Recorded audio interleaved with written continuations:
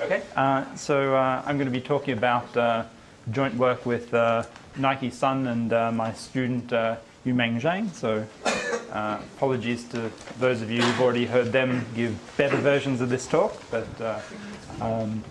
okay, so turn this back on. Good.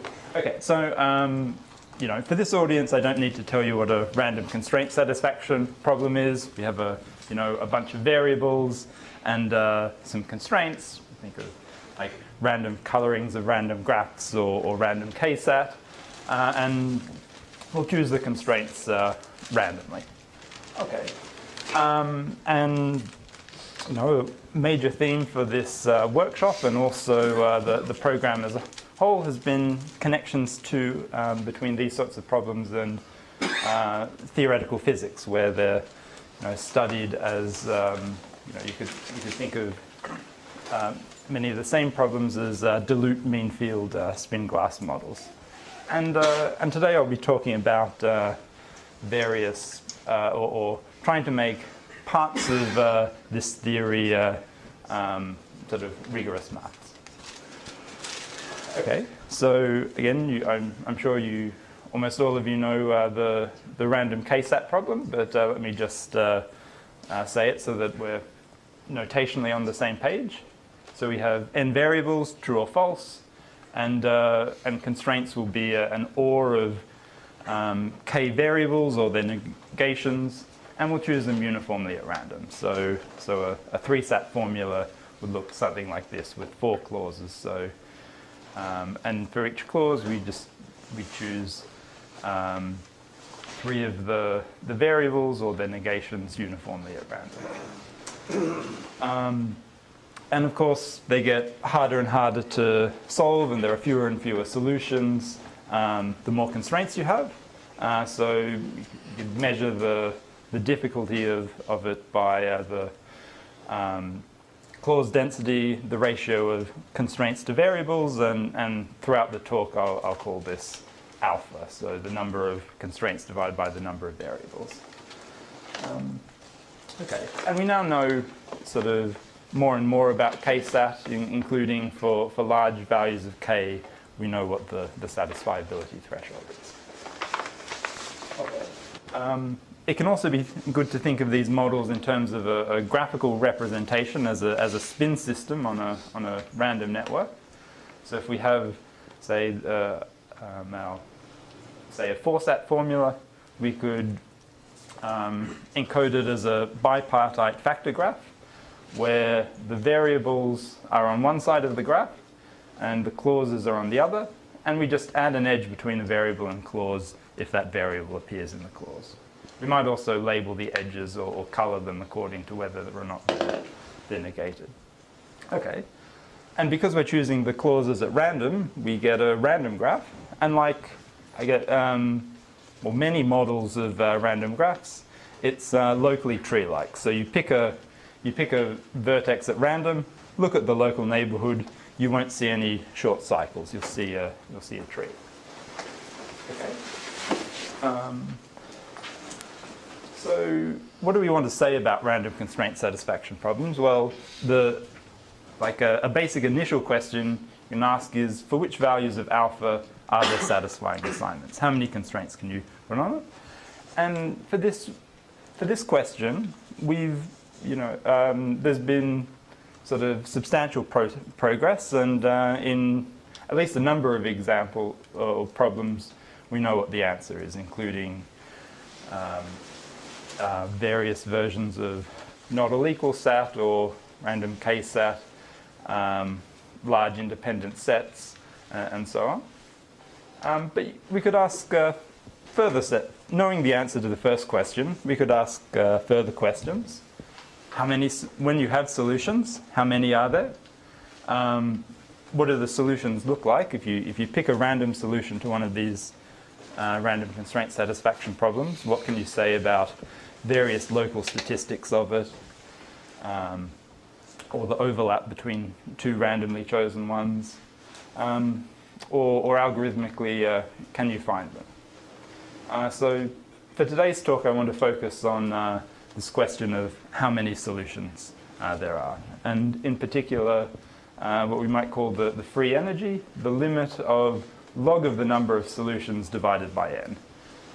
Assuming that, first of all, we have to show that such a limit exists and then calculate what it is. So that will be the aim. And I'm not going to do it for random k-sat. We'll look at the not all equal sat model. So this is like k-sat, except you form a formula in the same way, except you ask that not just that x is a solution to it, but the negation of x is also a solution. So, or another way of saying that is if we look at any clause, at least one of them has to evaluate to true, and at least one of them has to evaluate to false. Hence the not all equal name. Okay. And I'm also going to ask that it's deregular in the sense that every variable appears in exactly d clauses. Okay. So why study regular not all equal sat? This doesn't appear at the top of anyone's list of most interesting random constraint satisfaction problems. It's something like random colorings of random graphs or random k-sat, more interesting. Well, first of all, we expect it to have the same sort of set of phase transitions that these other models that we might care more about have. And the same kind of general universality picture should describe this model in the same way. And secondly, it has some sort of extra bonus nice features to it that make our life easier. So first of all, it's binary. So unlike random colorings, each variable can only has only two choices. It's also symmetric. So if you look at any variable, it's equally likely to be true and false. That's trivially true because if x is a solution, then the negation of x is also a solution. And thirdly, and most importantly, it's what I might call locally homogeneous. So if we look at the graph that encodes the problem and pick a random vertex, the local neighborhood of it looks like a periodic tree, where the even rows are degree d and the odd rows are the ones corresponding to the variables are degree d, the ones corresponding to the clauses are degree k. So in particular, every local neighborhood looks the same. And this is a really helpful feature in the analysis of these models. And this is, for instance, in understanding, say, the satisfiability threshold for the k-sat problem. The lack of this local homogeneity is by far the biggest challenge in that, or at least the part that added the most number of pages to it. So it has these. So these properties are going to make the problem easier to study. So, any questions about the problem so far? Okay. So what's the first thing you might want to do in terms of counting how many solutions there are, and I'll call z the number of solutions, the partition function. Well, the first thing you might try is just to work out the expected value, and this is a really easy calculation. This is something I'd like to think my undergraduate probability students could do, but that's a bit optimistic. So every solution is equally likely, and also the clauses all act independently. So it's just this formula, which we could write as an exponential. It's e to the n to some exponent, which is a linear function in alpha. So we could just calculate what's the largest value of alpha for which this is non-negative. So it's about 2 to the k minus 1 times log 2. So this certainly at least gives us an upper bound on the satisfiability threshold. And the question is this the right sort of is this the right formula for the free energy? Okay, so first moments are good for giving upper bounds. Second moments are good for giving lower bounds. So we could check when is the second moment the same order as the first moment squared. And because of various nice properties of the model, this works for a wide range of alpha up to, and you can work out how far it works up to this value, which is almost the same as alpha 1, except it's about 1/2 less. So there's only there's a small gap between when the first moment and the second moment work, but there's still a gap, and this gap is a hallmark of many of these problems in random constraint satisfaction problems. There are ways you can sort of improve this threshold a bit, and Kodrigon and Zedbradova did that, but there's still sort of fundamentally a gap you'll get for reasons which I'll describe on the next few slides. Okay. So the picture that happens is, well, if the blue line is just 1/n times log of the expected value of z, we'll get a linear function. Alpha 1 is its root. And this you might call the replica symmetric solution. So we know it's the right thing below alpha 2 by the second moment method. What it turns out is that it's correct even beyond that, up to a further threshold, the condensation threshold, which I'll describe in more detail in a few slides' time. But after that, the free energy, 1/n times log of z, is strictly less than this, than what the expected value is predicted, up to a threshold alpha sat, which I should have said was calculated earlier in a paper with Ding and Sun. Okay. So the expected value doesn't give the right estimate in this range between the condensation threshold and the satisfiability threshold. Okay, so so let me give first an initial sketch of why we should expect this to fail, or the expected value to give the wrong picture. If I take a random solution and look at a typical vertex, there's some chance that it's what I might call free. So if I switch it from true to false, it will still satisfy the equation. So it's not in any clauses where it's forced to take its value. And you can show that for a typical solution, we should expect a constant like a small but constant fraction of the variables to be free.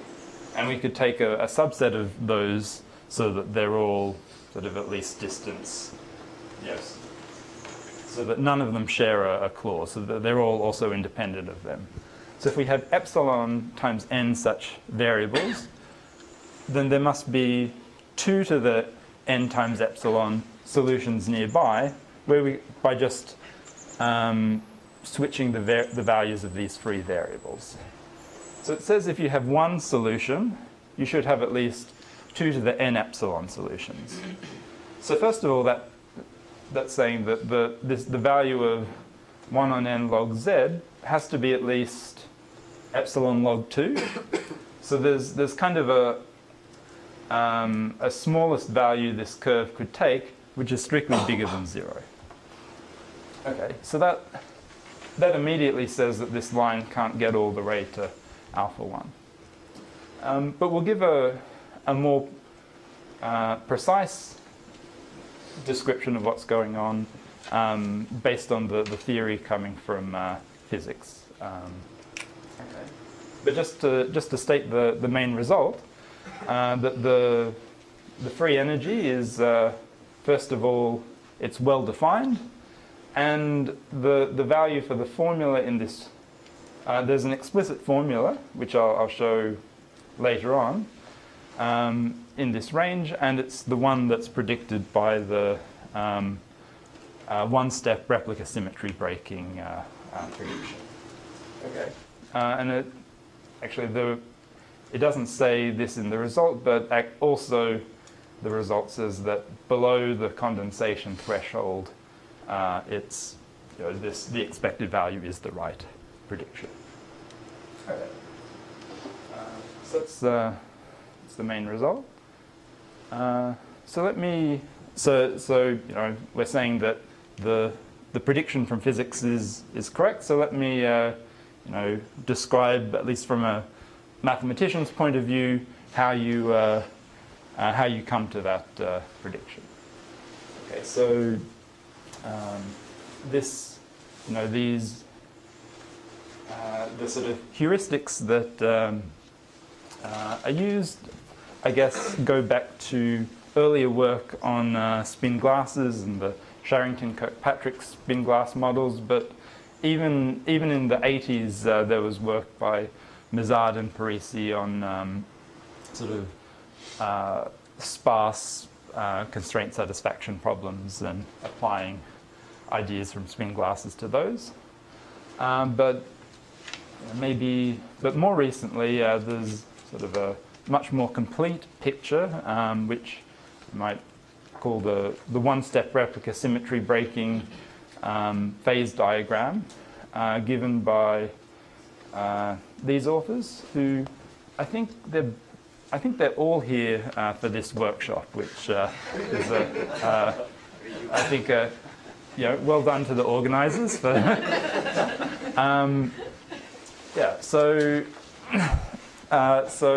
And unfortunately you have me to describe it rather than them. But probably many of you have seen this picture at least 20 times in talks. I know, but I'll describe the aspects of it I want to focus on today. So the idea is, if we take, multiple solutions to these. We can think of two solutions to a random constraint satisfaction problem as being adjacent if they differ in one bit or a small number of bits, and then that gives us a sort of geometry of what the space of solutions look like. And we can say, do they come in connected clusters, or are they sort of isolated from each other? And as we go from left to right, we're thinking of increasing alpha, the constraint density. So initially, the space starts off as well connected. After some point, there's a threshold where the solutions break up into exponentially many clusters, each with only an exponentially small fraction of the solutions. This is a long way from the satisfiability threshold in most of these models. Much closer to the satisfiability threshold is this condensation threshold I mentioned a few just now.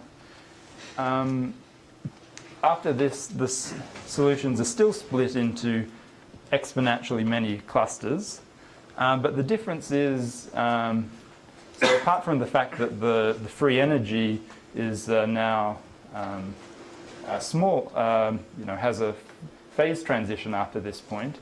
If you look at the geometry of the solutions, another thing is that if most of the solutions should be on just the largest handful of clusters, so you expect something like the 1,000 biggest clusters to have 99% of the solutions, or something like that. Okay, and the final threshold is the satisfiability one. So we'll be interested in this regime, the condensed regime between the condensation threshold and the satisfiability one. Okay, so how do you say things about this? So I'm going to do some sort of initially heuristic calculations that require a couple of leaps of faith in performing it. But so the idea is to break up the expected value of the number of solutions by summing it up over clusters and collecting the clusters according to how big they are. So the contribution of clusters of size e to the n times s, we expect them to be exponentially large. So clusters of about this size, and we'll say that the expected number will be e to the n times sigma of s. And at the moment I'm just assuming the existence of such a function, and this is sometimes called the complexity function. Okay. So if we had such a formula, what cluster size would make the biggest contribution? Well, it would be the one that maximizes s plus sigma of s. Okay. Or alternatively, if we just drew sigma of s, we expect it to be concave. That would be the point at which the derivative is minus 1. Okay. And this is the picture as it should look in the clustered regime. As we increase alpha, this curve should get smaller and smaller. And at the condensation transition, this should be the point at which the second, or the last root of sigma has derivative minus 1. And beyond that, in the condensation regime, this tangent point should be for a value that has a strictly negative value of sigma. We will keep going. The satisfiability threshold will be, well, what does the satisfiability threshold mean? It's the last time you have any solutions. So the last time at which sigma is non-negative for any value of s, so the point at which it's just the maximum value of sigma is 0. And then in the unsatisfied regime, sigma is just always negative. So you are implicitly assuming that the expected number of clusters reflects the true number of clusters. Yes. Yeah.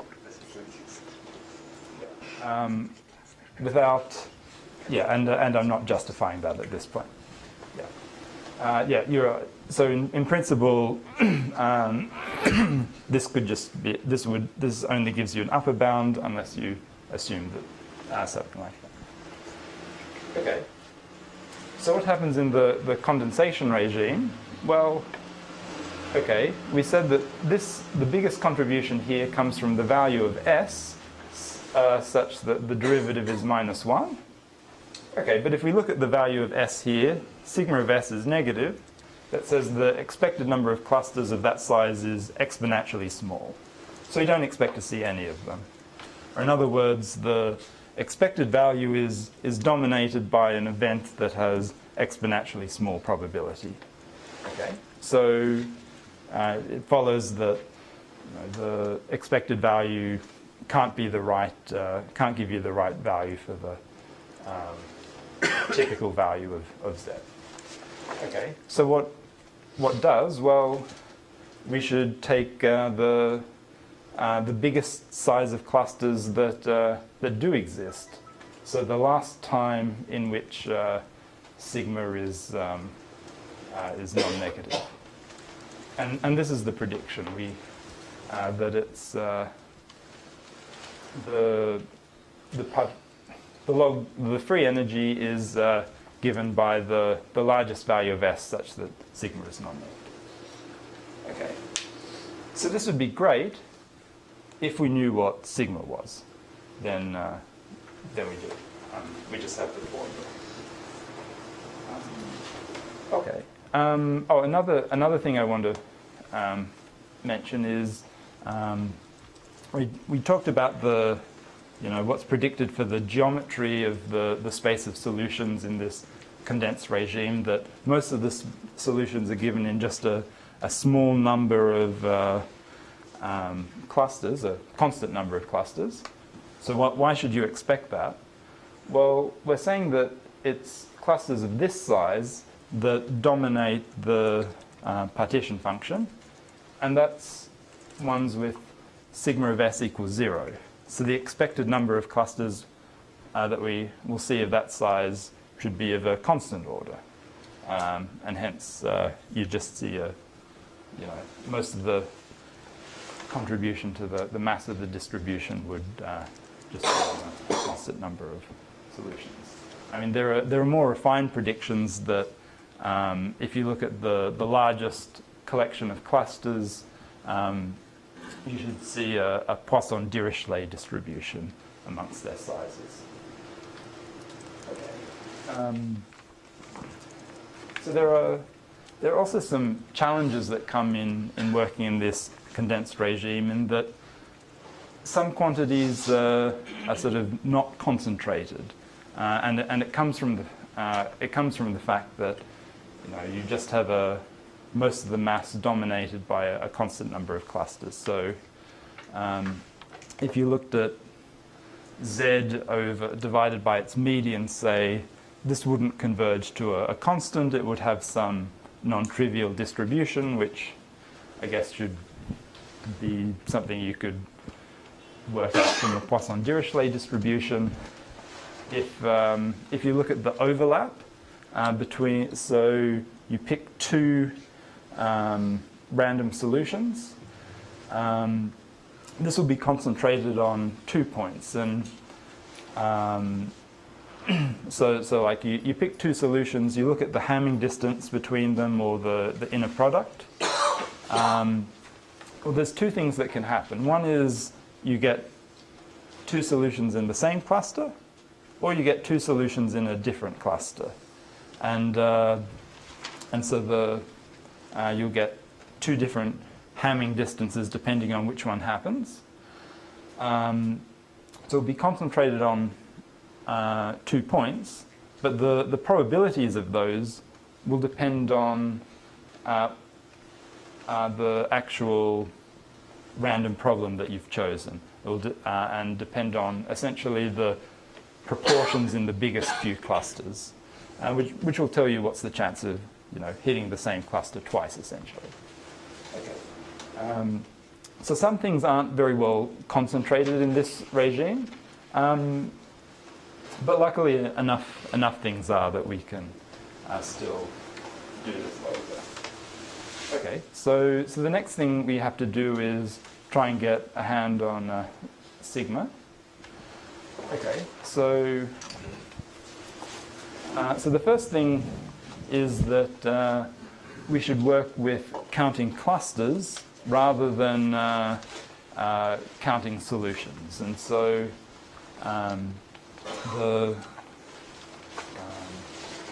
what do I mean by saying one-step replica symmetry breaking? Well, there's various ways in which you could think about that, but one that we find useful is to say that when you project to looking at clusters rather than so solutions come in with some structure, they come in clusters, but when you look at the clusters themselves, there's no further structure. You don't get clusters of clusters or complicated things like that.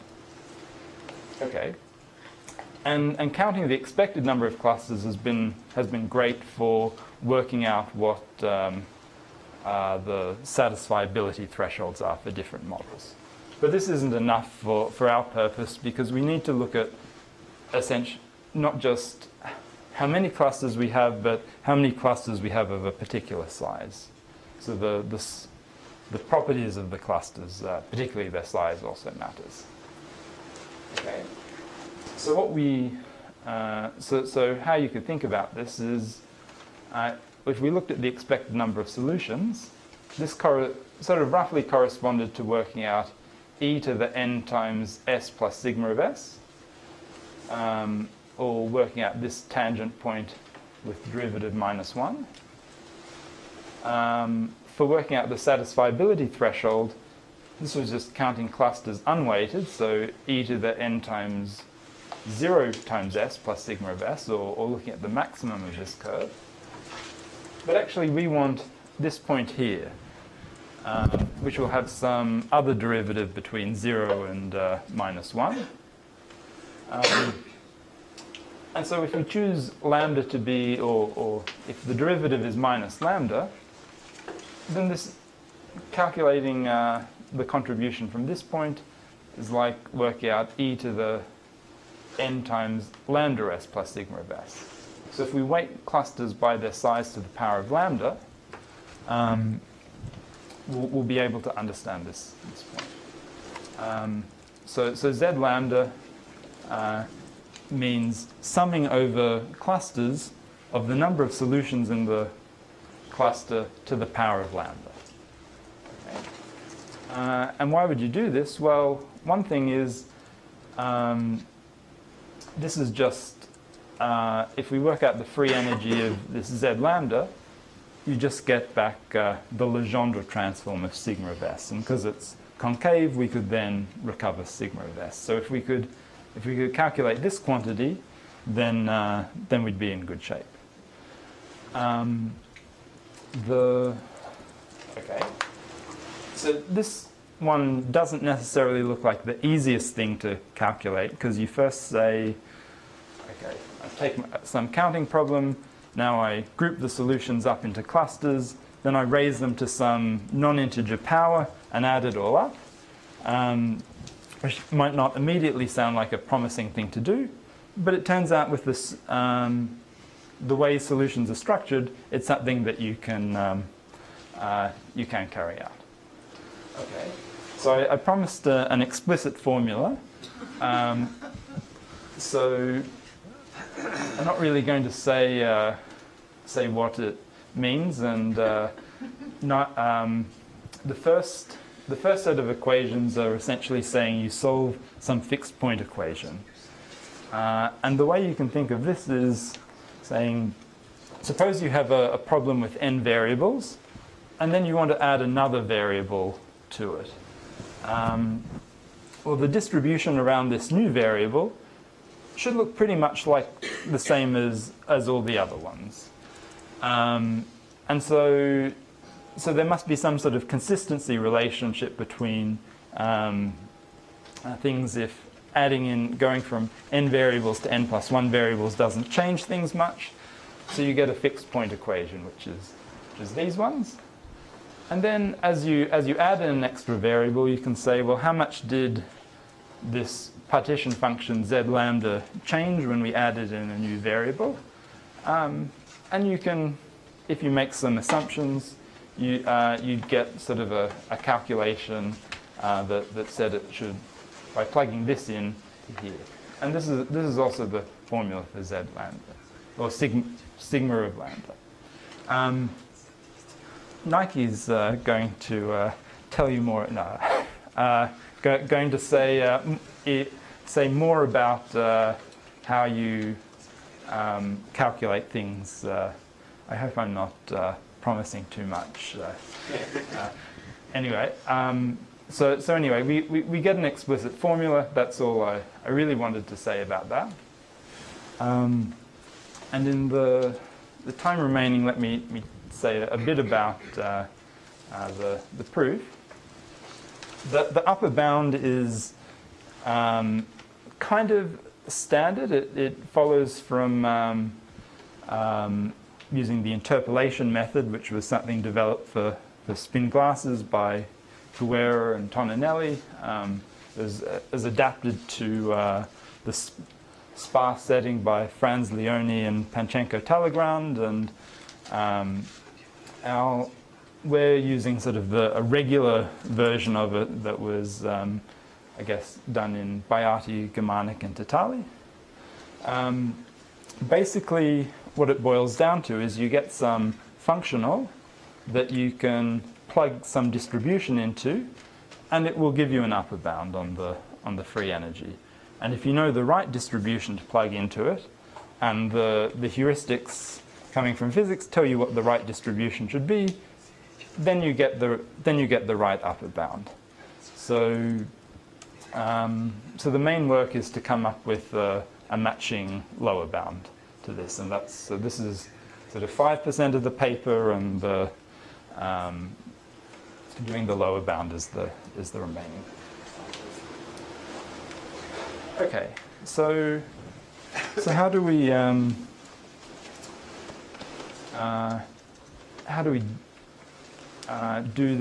So essentially what we boiled down to is we needed to calculate the expected value of z lambda, this partition function where we weighted clusters by the number of solutions to the power of lambda. So I've been pretty vague so far about what a cluster of solutions actually means. So we could think of the following procedure to start off with a solution and describe what its cluster looks like. So we'll add in a new spin called free. So plus and minus will stand in for true and false. And we'll call a variable free if the variable isn't forced to be either true or false by any of the clauses that it's in.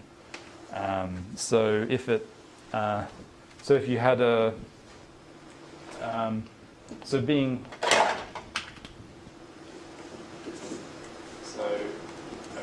ignoring the negations that we get, this variable would be, I could say, would be forced to be a plus because I can't change it from plus to minus without violating this clause. Okay, so we take the variables that aren't forced and call those free variables. Now, if we decided that this one was free, then this clause would no longer be forcing this one. So we just iterate this procedure until it stops. So every variable will either be true, false, or free. And this gives us a new spin system with the following rules. So first of all, no clusters are violated, or no clauses are violated, sorry. But also, free variables can't be forced by any clauses, so you can't have something where it's false and then all negative, because then it would have to be true. You can't have free. You're not allowed to have something that looks like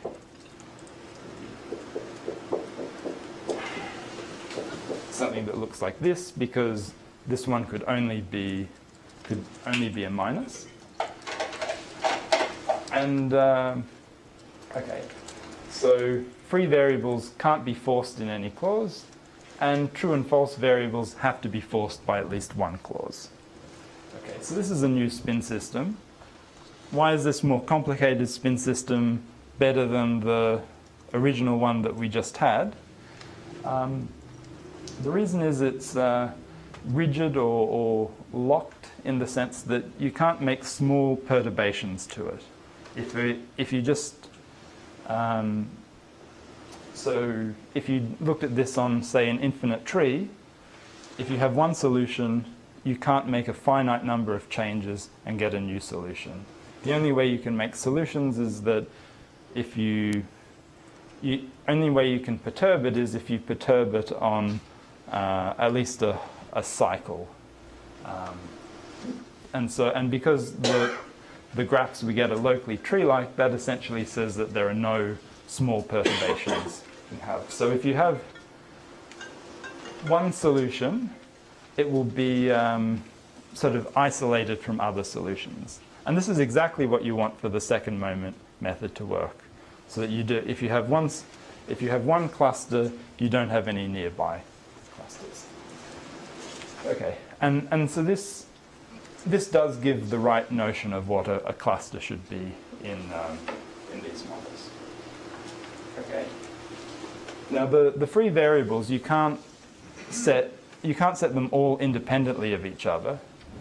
For instance, if we had a sort of piece of the configuration that looked like this, these two variables, the left one and the middle one, free variables, we couldn't say set both of these to true, because then in this clause it would all be true. And we couldn't set the middle and right one both to be false. So there are some dependencies between the free variables. what we need to do is group together the free variables that have dependencies between them. And if you do that, we'll get a the free variables will be a subgraph, which will be a forest of small, constant-sized trees. They'll look like sort of very subcritical branching processes. Actually, most of them will just be singletons. There'll be a much smaller number of pairs, and so on. Okay, so we have. So the picture is we have our graph, and then just occasional, and then some free variables. Some of them which come in groups, most of them which are just isolated. And then, okay, and this represents our cluster. So how many solutions are there in the cluster? Well, it's the number of ways of assigning these free variables. So the isolated ones can just be true or false independently of each other. So we get 2 for each of these. But these connected ones, there are some dependencies. So there might be, you'd have fewer than 4 solutions for this pair, fewer than 8 for this pair. And we need, but there's some number of solutions for each group, and the total number of solutions we can get by just multiplying the number in each of the groups. Okay. So in order to make this into a spin system where we can calculate things, we need a sort of richer alphabet where rather than just declaring that a variable is free, the variable also needs to know what the topology of the tree of free variables it's in, and also where it sits in that group. Okay, and so that gives you a spin system with a really large alphabet now. Why would we want to make our life this complicated? So the idea is we want to add in weights to the spin system so that we can count the number of solutions. So that when we multiply together the weights, we'll get the number of clusters in this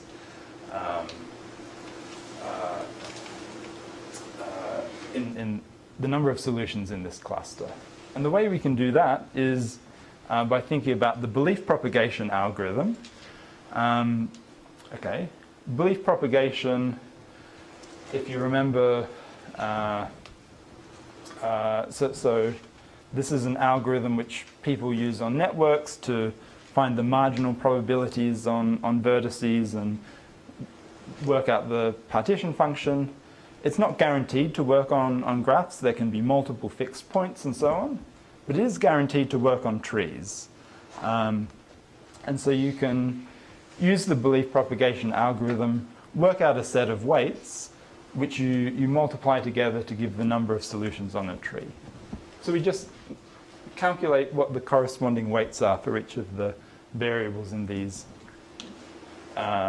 trees of free variables. And take those to be the weights.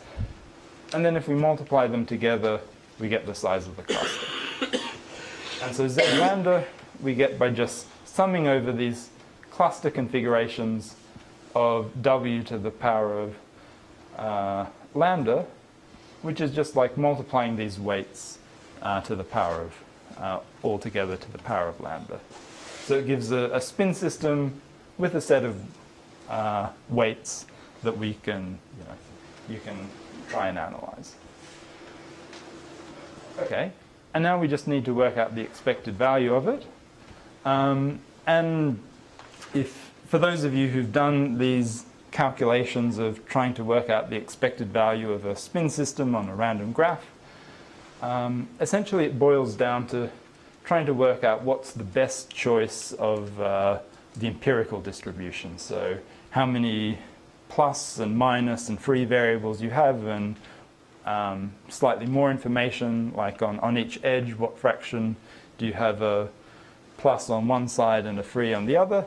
If you know all of that, then you just get a formula which has a sort of multinomial term and a product of weights, and you'll just get something that's exponential n times some function of the empirical distribution.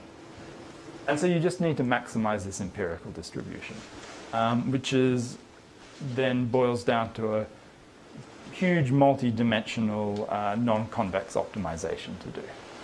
Okay, but you can do that by finding fixed points of belief propagation equations. I mean, this is so there's lots of references to this. One place where it's done in lots of generality is Dembo, Montanari, and Son.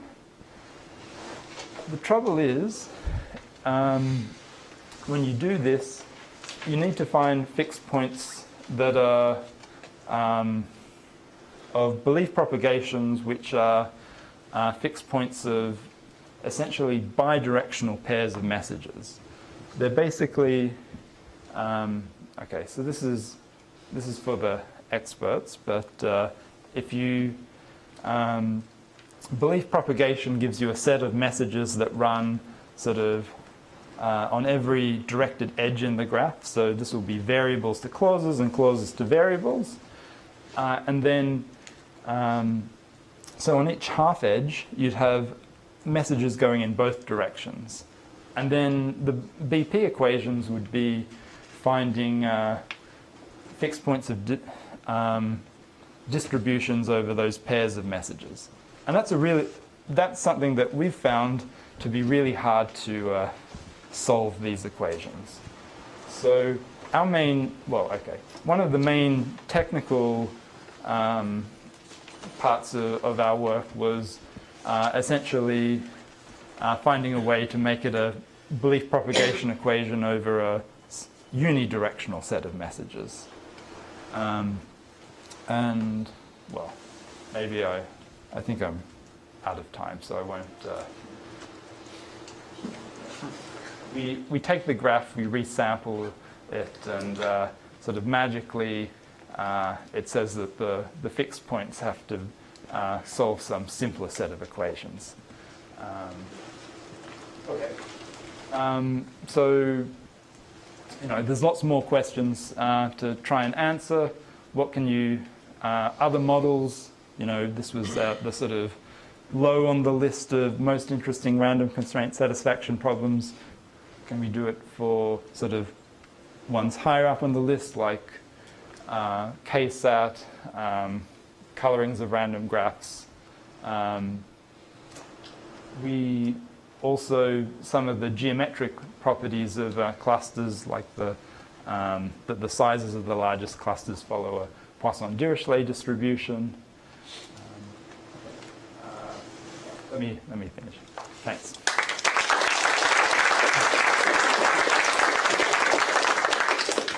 All right, questions?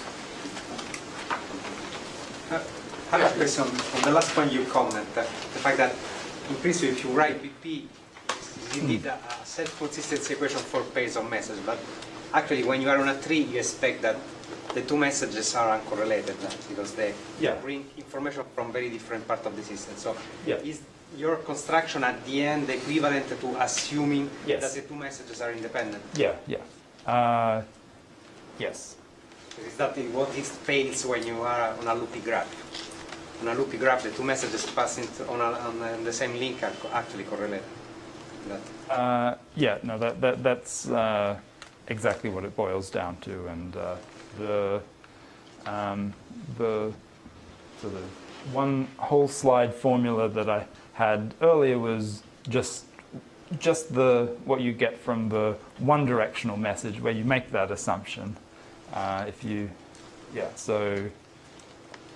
Another way of thinking about it is you have sort of messages coming from below the tree, and this should tell you what all the messages are in the graph, except that you also need a message coming from the root. One of the things we do is sort of modify the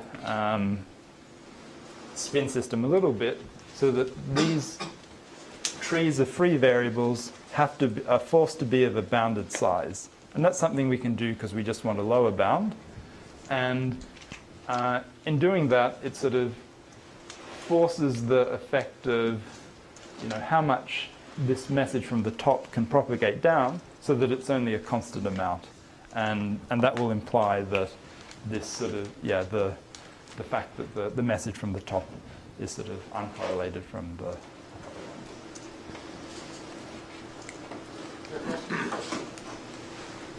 Yeah, let me ask you, these free variables form a forest, you say. Yep.